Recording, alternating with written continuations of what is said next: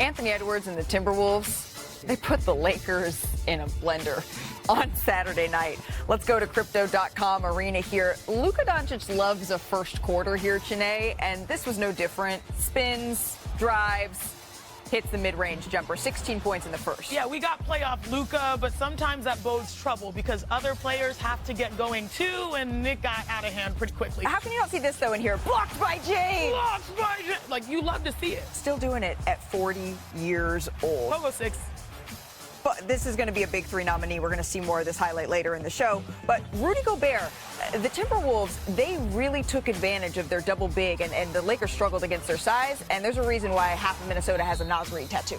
This is true. You know what? The Timberwolves, they made it look like the Lakers were stuck in mud with how electric and fast and quick they're playing. But I love that ISO. Making eye contact. He knows exactly where the camera is to end the first half here. You gotta guard him. That was the story of the night. Open threes.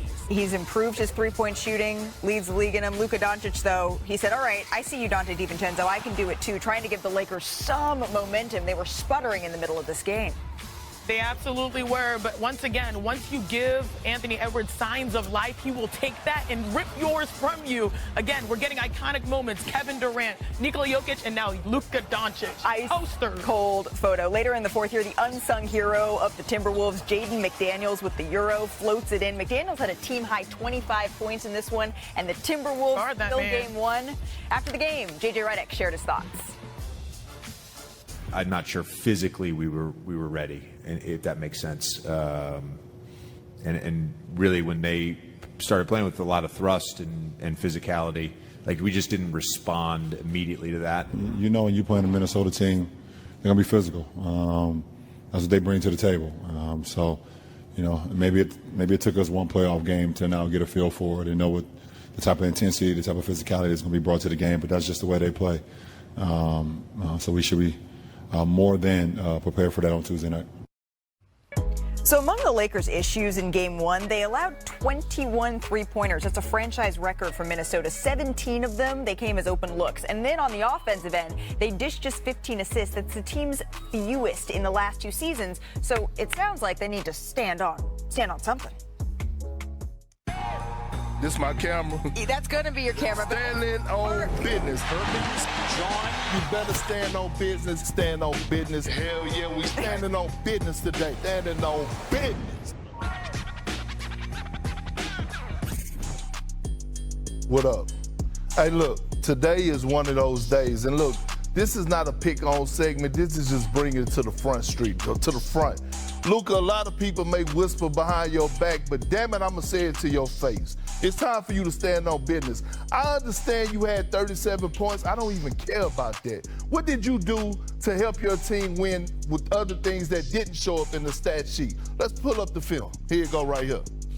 It's no film because you don't do it, right? You don't do the little things. Hey, Luka, when was the last time you actually hit the floor for a loose ball? When was the last time you actually dove in the stands to help save a loose ball? You don't do this, bro. And so when you look across the league at other young stars, Donovan Mitchell, he did it last night. The guy that you played against in Anthony Edwards, he had his team, they brought a level of physicality that showed up, that did all the little things to help win a playoff game. You have Big Rudy right here anchoring the defense, accepting the challenge against LeBron James. Jaden McDaniels hitting the offensive glass, being physical in the inside. Look right here again. Julius Randle being the man in the middle. Look at him yelling and screaming. When you're trying to take the next leap, it's not about you dribbling the oxygen out of the damn basketball. It's not about you finishing the game with 37 points and 1 assist. The little things is what win you championships.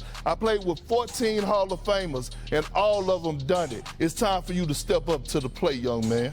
Perk, you think that this is a must-win here for the Lakers in Game 2? I'm going to tell you this, Malika. I'm going to tell you this. It is a must-win.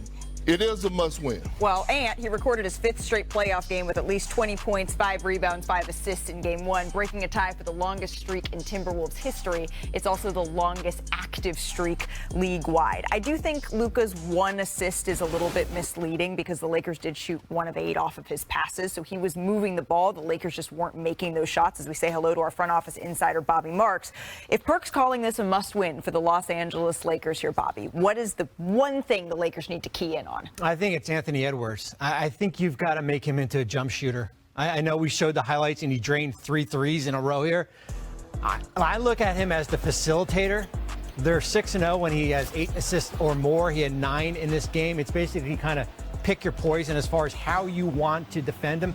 And I look at this Minnesota team. Yes, they made the trade with Julius Randle and Dante DiVincenzo. They are battle-tested as a team.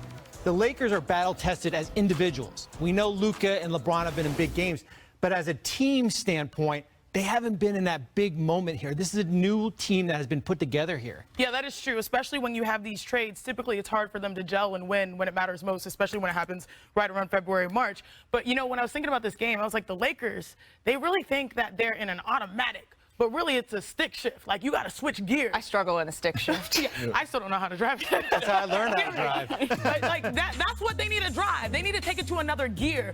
They just did not win the point of attack battle. And when you're doing that against the Minnesota Timberwolves, a team that literally thrives when you're passive, that's going to bode trouble. I also think schematically, throughout the regular season, what we saw the last 2 months, J.J. Redick's game plan of, I'm going to force your worst shooter to shoot most of the shots. Well, in the playoffs, they know that's coming. Hearing Anthony Edwards say, hey, Jaden was ready because he knew those shots were going to be there. I'm going to be confident. And what did that amount in? A record number of threes for them in the playoffs. The Minnesota Timberwolves have been intentional about how they tried to build. Yeah. Anthony Edwards, you mentioned it, leads the NBA made threes.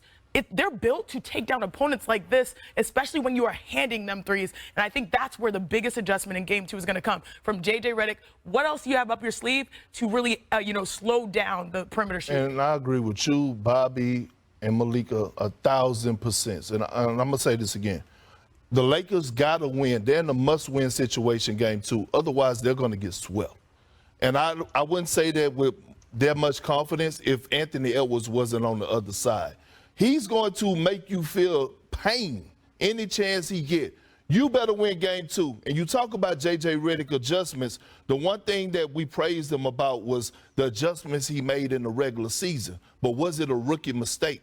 Right? Most playoff coaches, a lot of coaches don't like to show their playoff hand. Remember when we was talking about the Knicks and the Pistons towards the last part of the season? We was wondering why Tibbs didn't play OG Anunoby. And, you think that was like a card he was holding up his sleeve? Yeah, then all of a sudden, OG Anunoby, he's guarding Cade Cunningham. Right. In Game 1. Real talk. But the difference with the Lakers is this has been their strategy all year. Essentially, they said, okay, we're going to let you shoot threes. And against this Timberwolves team, when you're making a franchise record in Game 1, maybe that's going to need to be something that's adjusted, particularly when you lose a game that Luka Doncic scored 31 points in. His former team, though, is at home after failing to make it out of the play-in tournament. The Mavericks are holding exit interviews